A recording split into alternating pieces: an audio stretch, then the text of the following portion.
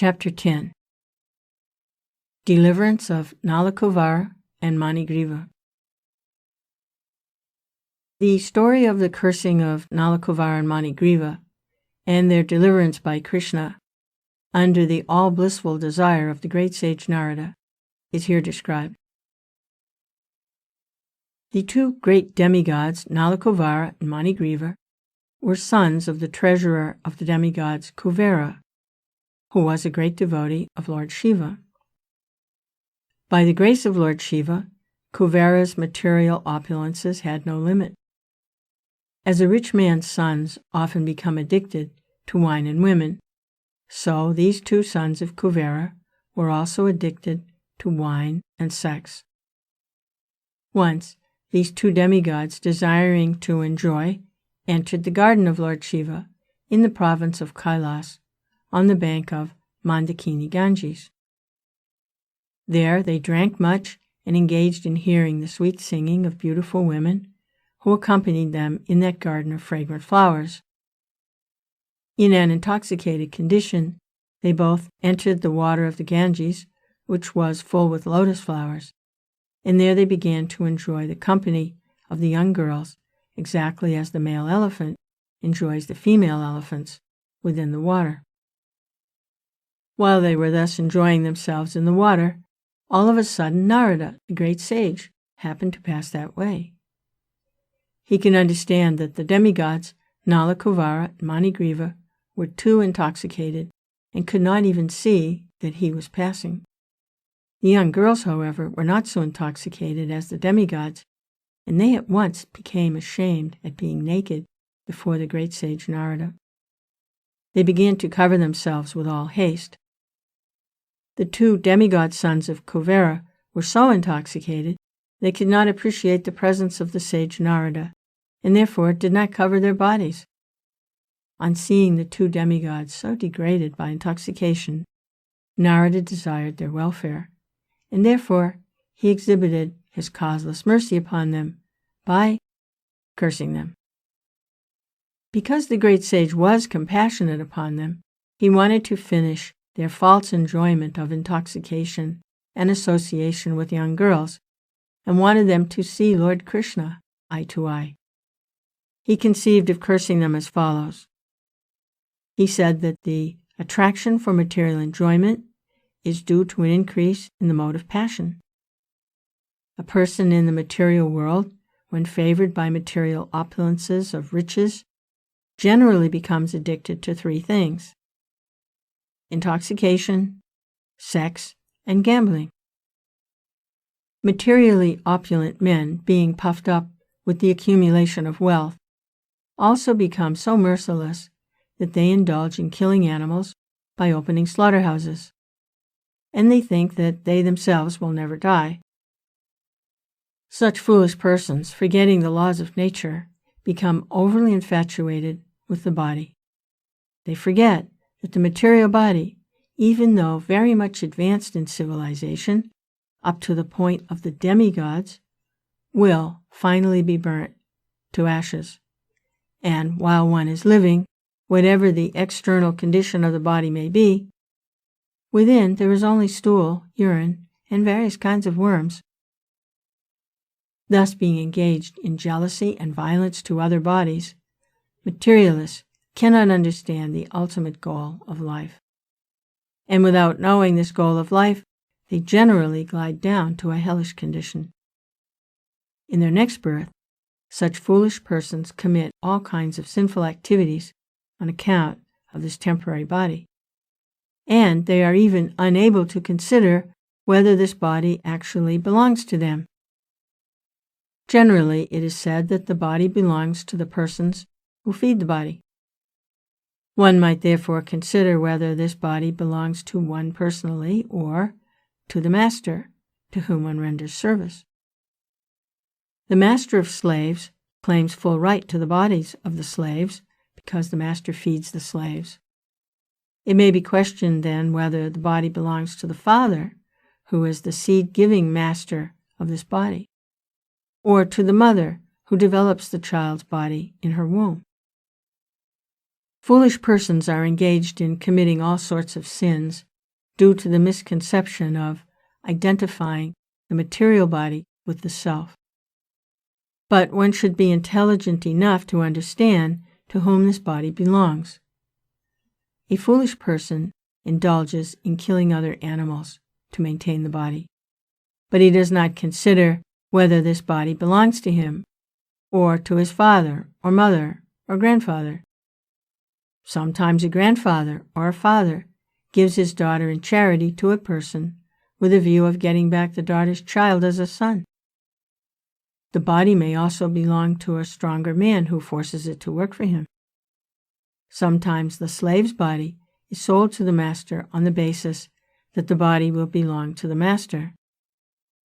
And at the end of life, the body belongs to the fire, because the body is given to the fire and burnt to ashes. Or the body is thrown into the street to be eaten by the dogs and vultures. Before committing all kinds of sins to maintain the body, one should understand to whom the body belongs. Ultimately, it is concluded that the body is a product of material nature, and at the end, it merges into material nature. Therefore, the conclusion should be that the body belongs to material nature. One should not wrongly think that the body belongs to him. To maintain a false possession, why should one indulge in killing? Why should one kill innocent animals to maintain the body? When a man is infatuated with the false prestige of opulence, he does not care for any moral instruction, but indulges in wine, women, and animal killing. In such circumstances, a poverty-stricken man is often better situated, because a poor man thinks of himself in relation to other bodies. A poor man often does not wish to inflict injuries to other bodies, because he can understand more readily that when he himself is injured, he feels pain. As such, the great sage Narada considered that because the demigods Nalakuvara, Manigriva were so infatuated by false prestige, they should be put into a condition of life devoid of opulence. A person who has a pinprick in his body does not wish others to be pricked by pins. A considerate man in the life of poverty does not wish others to also be put into that condition. Generally, it is seen that one who has risen from a poverty-stricken life and becomes wealthy creates some charitable institution at the end of his life so that other poverty-stricken men might be benefited. In short, a compassionate, poor man may consider others' pains and pleasures with empathy. A poor man may be seldom puffed up with false pride, and he may be freed from all kinds of infatuation. He may remain satisfied by whatever he gets for his maintenance by the grace of the Lord. To remain in the poverty-stricken condition is a kind of austerity. According to Vedic culture, therefore, the Brahmanas, as a matter of routine, keep themselves in a poverty-stricken condition to save themselves from the false prestige of material opulence. False prestige due to advancement of material prosperity is a great impediment for spiritual emancipation. A poverty-stricken man cannot become unnaturally fat by eating more and more. On account of his not being able to eat more than he requires, his senses are not very turbulent. When the senses are not very turbulent, he cannot become violent. Another advantage of poverty is that a saintly person can easily enter a poor man's house, and thus the poor man can take advantage of the saintly person's association. A very opulent man does not allow anyone to enter his house. Therefore, the saintly person cannot enter. According to the Vedic system, a saintly person takes the position of a mendicant, so that on the plea of begging something from the householder, he can enter any house. The householder, who has usually forgotten everything about spiritual advancement because he is busy maintaining family affairs, can be benefited by the association of a saintly person. There is a great chance for the poor man to become liberated through association with a saint. Of what use are persons who are puffed up with material opulence and prestige if they are bereft of the association of saintly persons and devotees of the Supreme Personality of Godhead? The great sage Narada thereafter thought that it was his duty to put those demigods into a condition where they could not be falsely proud of their material opulence and prestige. Narada was compassionate and wanted to save them from their fallen life. They were in the mode of darkness, and being therefore unable to control their senses, they were addicted to sex life. It was the duty of a saintly person like Narada to save them from their abominable condition. In animal life, the animal has no sense to understand that he is naked. But Kuvera was the treasurer of the demigods, a very responsible man, and Nalakuvara and Manigriva were two of his sons. And yet they became so animalistic and irresponsible that they could not understand, due to intoxication, that they were naked. To cover the lower part of the body is a principle of human civilization, and when a man or woman forgets this principle, they become degraded. Narada therefore thought that the best punishment for them was to make them immovable, living entities, or trees. Trees are, by nature's laws, immovable. Although trees are covered by the mode of ignorance, they cannot do harm. The great sage Narada thought it fitting that, although the brothers, by his mercy, would be punished to become trees, they continued to keep their memory, to be able to know why they were being punished. After changing the body, a living entity generally forgets his previous life, but in special cases, by the grace of the Lord, as with Nalakuvara and Manigriva, one can remember. Sage Narada therefore contemplated that the two demigods should remain for 100 years, in the time of the demigods, in the form of trees, and after that they would be fortunate enough to see the Supreme Personality of Godhead face to face by his causeless mercy. And thus they would be again promoted to the life of the demigods and great devotees of the Lord. After this, the great sage Narada returned to his abode known as Narayana Ashram, and the two demigods turned into trees, known as twin arjuna trees. The two demigods were favored by the causeless mercy of Narada and given a chance to grow in Nanda's courtyard and see Krishna face to face. Although the child Krishna was bound up to the wooden mortar, he began to proceed towards the growing trees in order to fulfill the prophecy of his great devotee Narada. Lord Krishna knew that Narada was his great devotee, and that the trees standing before him as twin arjuna trees were actually the sons of Kuvera. I must now fulfill the words of my great devotee Narada, he thought. Then he began to proceed through the passage between the two trees. Although he was able to pass through the passage, the large wooden mortar struck horizontally between the trees. Taking advantage of this, Lord Krishna began to pull the rope which was tied to the mortar. As soon as he pulled, with great strength, the two trees, with all branches and limbs, fell down immediately with a great sound. Out of the broken fallen trees came two great personalities, shining like blazing fire. All sides became illuminated and beautiful by their presence. The two purified bodies immediately came before child Krishna and bowed down to offer their respects and prayers in the following words. Dear Lord Krishna, you are the original personality of Godhead, master of all mystic powers. Learned Brahmanas know very well that this cosmic manifestation is an expansion of your potencies, which are sometimes manifest and sometimes unmanifest. You are the original provider of the life, body, and senses of all living entities. You are the eternal God, Lord Vishnu, who is all-pervading, the principal controller of everything. You are the original source of the cosmic manifestation, which is acting under the spell of the three modes of material nature: goodness, passion, and ignorance. You are living as the supersoul in all the multi-forms of living entities, and you know very well what is going on within their bodies and minds. Therefore, you are the supreme director of all activities of all living entities. But, although you are in the midst of everything which is under the spell of the material modes of nature, you are not affected by such contaminated qualities. No one under the jurisdiction of the material modes can understand your transcendental qualities, which existed before the creation.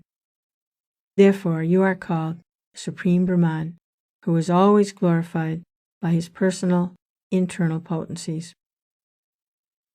In this material world, you can be known only by your different incarnations. Although you assume different types of bodies, these bodies are not part of the material creation. They are always full of transcendental potencies of unlimited opulence, strength, beauty, fame, wisdom, and renunciation.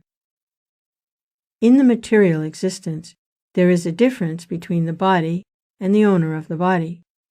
But because you appear in your original spiritual body, there is no such difference for you. When you appear, your uncommon activities indicate that you are the Supreme Personality of Godhead. Such uncommon activities are not possible for anyone in the material existence.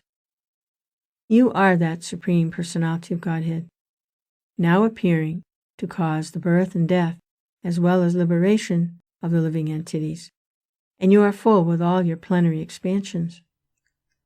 You can bestow on everyone all kinds of benediction.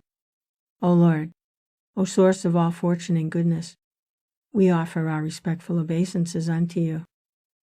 You are the all-pervading Supreme Personality of Godhead, the source of peace, and the Supreme Person in the dynasty of King Yadu. O Lord, our Father, known as Kuvera, the demigod, is your servant. Similarly, the great sage Narada is also your servitor, and by their grace only we have been able to see you personally. We therefore pray that we may always be engaged in your transcendental loving service by speaking only about your glories and hearing about your transcendental activities. May our hands and other limbs be engaged in your service, and our minds always be concentrated at your lotus feet, and our heads always bowed down before the all-pervading universal form of your Lordship. When the demigods Nalakuvara and Manigriva finished their prayers, the child Lord Krishna, the master and proprietor of Gokula, bound to the wooden grinding mortar by the ropes of Yasoda, began to smile and said, "It was already known to me that my great devotee sage Narada had shown his causeless mercy by saving you from the abominable condition of pride due to possessing extraordinary beauty and opulence in the family of the demigods. He has saved you from gliding down into the lowest condition of hellish life. All these facts are already known to me.